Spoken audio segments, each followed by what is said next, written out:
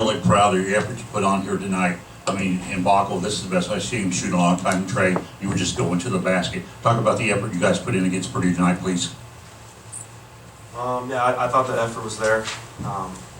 We fought through a bunch of runs, and obviously they won a bunch of runs, but I think just continuing to just keep competing was the main thing. Just some good plays that we got to clean up, and that was the difference of the outcome.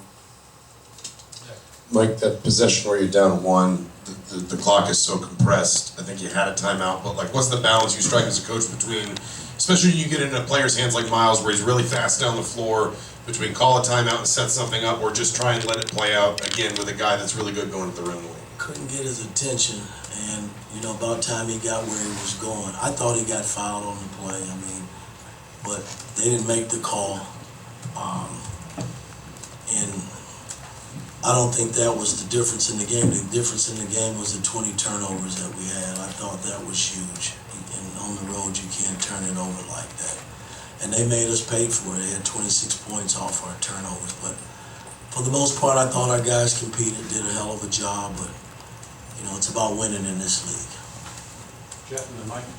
Yeah, Coach. What did you want on that possession where Miles Rice drove? Well, once he took off, I couldn't get to him. It was too late. The official had went by, and again, that's just, we got to connect better. That's just the bottom line, and because our high pick and roll stuff was going well for us with the ball in Gallo's hand, and we just couldn't get back to it. Mike and Daniel. Yeah, Mike, with Miles, he only played 5 minutes in the second half. You're just unhappy kind of with what he was giving you offensively. What kind of led you to him pulling him and kind of keeping him on the bench until that Well, the group that was on the floor played well for us. And it's no knock against Miles. He didn't have it going early, and I elected to ride the guys that it really finished the game. Anthony Little fouled out, but I elected to go that way. Daniel and then Zach. Yeah, Mike, want to say that after Ohio State, Luke mentioned that early in the year, you guys kind of, if you trailed early, you'd kind of quit. And the last, I'd say, 3 weeks or so, you haven't really quit. But what's kind of that line now in learning how to finish when you have that really strong fight late?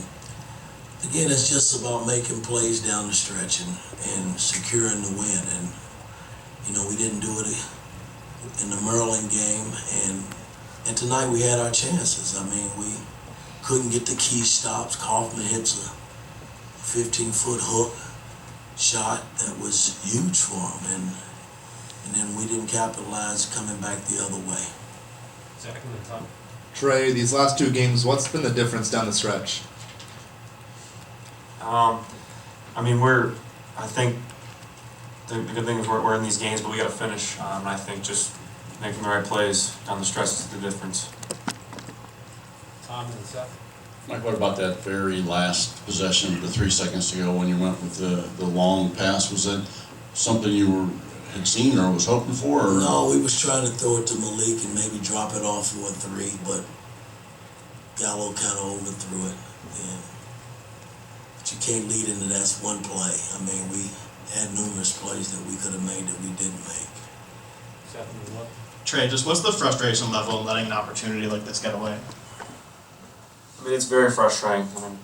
Because we're right there, and we got to keep fighting. There's a lot of games left, but to know that we're right there and that close to being able to find ways to win those close games is definitely frustrating for all of us because we want to win the worst way possible. So, but the good thing is we have another great opportunity against Wisconsin.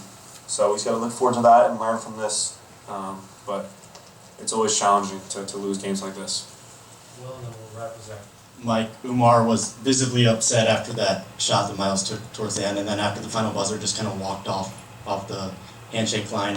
How do you address that situation? Is there any kind of conversation? Well, again, everybody's heated in the heat of the moment, and he didn't think it was a good play, and he voiced his opinion on it, which is okay.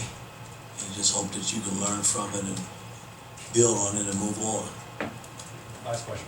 Like, I recognize Anthony fouls out, and it's not the result either one would have wanted, but Anthony and Trey are the 2 guys that have been with you kind of since the beginning, how much of a tone do they set in a game like this? Anthony with his defense, Trey especially with the way he's running the offense in the second half. Just what does maybe the rest of the team learn in an environment like this from experienced guys playing like that? Well, a lot of these guys hadn't played in this kind of atmosphere, and these guys have, and we've had some pretty good games. We had a couple of lopsided games with them, but for the most part, the games against Purdue has been very competitive.